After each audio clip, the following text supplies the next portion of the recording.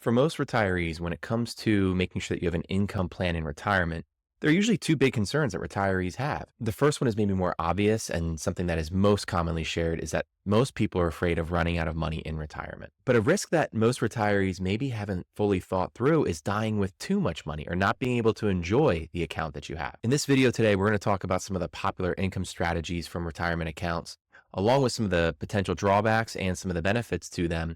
We'll also go through a couple different examples showing these. And lastly, we'll talk about how you can make sure that you're best in position to enjoy the savings that you have accumulated, but do so in a way that finds the balance between making sure that you don't run out of money while also making sure that you get max enjoyment out of your retirement account.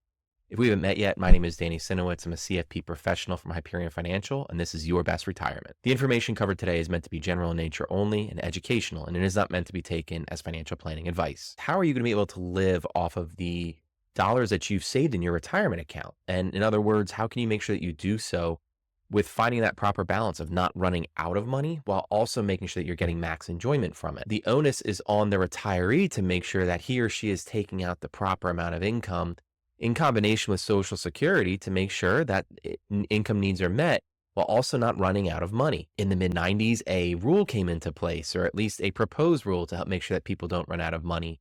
And it was otherwise known as the 4% rule. We could spend an hour talking about this, and I'm actually linking to an article which will help give a little bit more information on what the 4% rule is. But the very high level summary of this is that a retiree can take out 4% of his or her retirement savings starting in the first year that he or she retires. Each year they can adjust that 4% number for inflation and continue to take that money throughout their lifetime, and they will not run out of money. Now, there are some assumptions being made in how this account would be invested. But by and large, this shows a general rule of thumb. And again, this is a simplistic version, but a version nonetheless that I think most people would be familiar with. However, there have been two problems that have taken place with the 4% rule that a lot of people have uncovered. The first one being is that it doesn't necessarily account for sudden market corrections in the early years of retirement. This addresses what's known as sequence of returns risk, where if you retired in the year 2000, which followed up with 2001 and 2002, noticing that you would have had a significant drawdown in your account each of those 3 years, it would have been very difficult then to see the accounts rebound while you're already taking out 4%. As a result, the timing of your retirement does also have an impact on the 4% rule and the viability of not running out of money. But in this case, we're focusing on a bad example. If we focus on a good example, which the market has been full of them, in years in which the market has been up for an extended period of time, taking out only 4% of your account may not be enough, and you may pass away with a very large sum of money. Now, each investor is going to be different and each retiree is different. Perhaps you want to make sure that there's enough left for a spouse or for heirs, which is certainly an admirable thing to hope for. But one of the problems with the 4% rule is that it actually isn't enough in certain market environments. Instead of utilizing the 4% rule, which many criticize as being too rigid, there's a more dynamic approach that was introduced around the mid-2000s, which is known as the Guardrails approach. And this approach takes into account the ups and downs of the market and specifically the ups and downs of your portfolio as a retiree. In years where the market does hit this upper guardrail, or in other words, where your portfolio jumps up, it allows for additional distributions from your account. In the years where the market will drop and thus your portfolio drops, it would then take into account this type of drop and then make the adjustment to take out less income over a period of time. You could argue that this approach is a little bit more reactionary to what the market is doing. However, it's a little bit more flexible than the 4% rule would be, which could allow for enjoyment in the good years, but also a scaling back in the down years to make sure that you are covering both bases. You're not running out of money in the bad years, but in the good years, you're able to enjoy more of that income. Let's actually illustrate this using some software, you showing both the 4% rule and then also what a Guardrails approach could look like. So now let's first start with Donald Donaldson, our sample here. He is 65 years old. He's planning to retire at his age 65. He makes $100,000 a year, and he's currently not saving anything into his retirement account, but he has accrued $1 million upon retirement. He's going to need $75,000 a year of his current income that he's making. So 75% of 100,000 is 75 grand. And let's say he expects an annual return of 7% from his retirement savings. We're going to say that his estimated monthly Social Security benefit would be $2,500. So this kind of tells the story. And what we're using here is we're using Vanguard's retirement income calculator. Most people, I'm sure, are familiar with Vanguard, the largest mutual fund ETF company in the world. But what we want to then look at is what do they actually show us can be utilized from an income standpoint? How much of this and their savings, in Donald's case, can actually be utilized from an income standpoint? So if we say that he's not going to be receiving any type of pension benefit, his two sources of income are going to be both his retirement savings, we'll say it could be a pre-tax 401k, and his Social Security. So if we calculate what this will look like, it'll show the results here.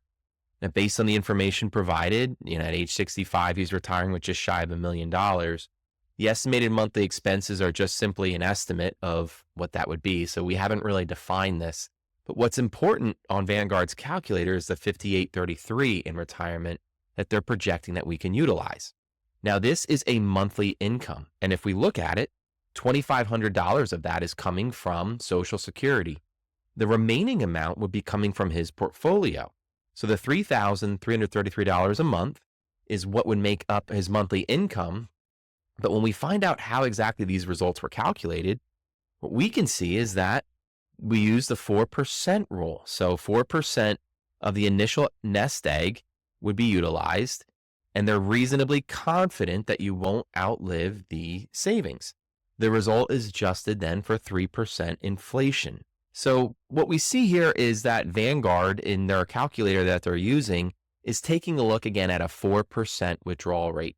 Instead, what we can say, though, is, well, what if there was an alternative approach? Are we going to be leaving dollars on the table here by only taking out 4%? Now, instead of just utilizing the 4% rule, what we want to then look at is, well, what if we took a look at a Guardrails approach? And this is an example here, which will show the Guardrails approach. We're showing $1 million balance, and then the budgeted spending is higher in this case, and it would be covering some of the expenses maybe that Vanguard defines.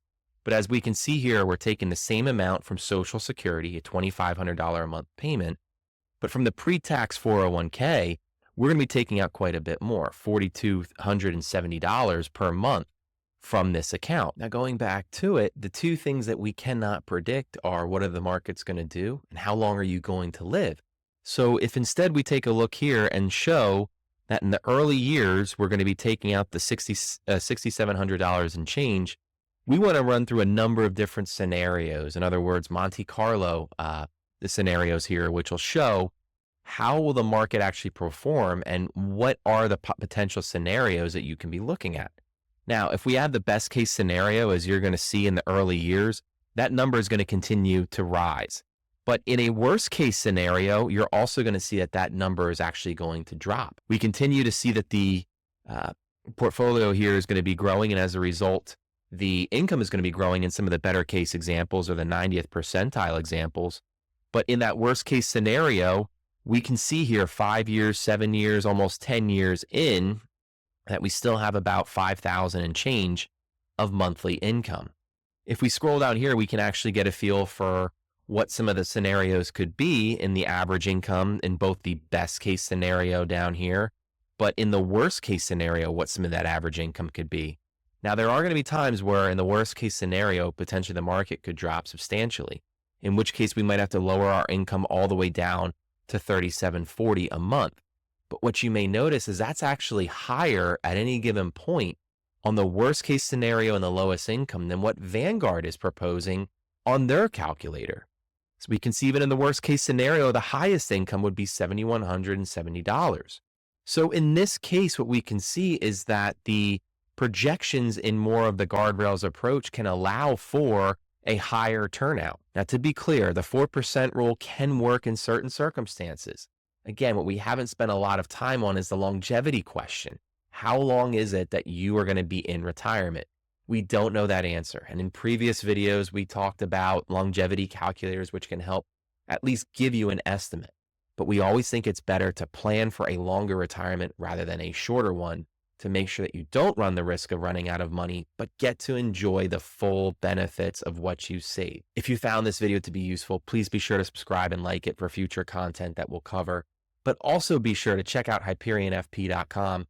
And if you haven't yet signed for our weekly newsletter, I'm putting a link in the description below to allow you to do so, where you'll be continuously getting great information that's both relevant for retirees and pre-retirees alike. Lastly, what I also want to cover with you is some of the other videos that I think you may find helpful. We've done some videos on Social Security, which you can see here, along with some videos on Roth conversions, which you can see here. Regardless, what I wish you is the best in your best retirement to make sure that you're taking full advantage of everything that's available to you.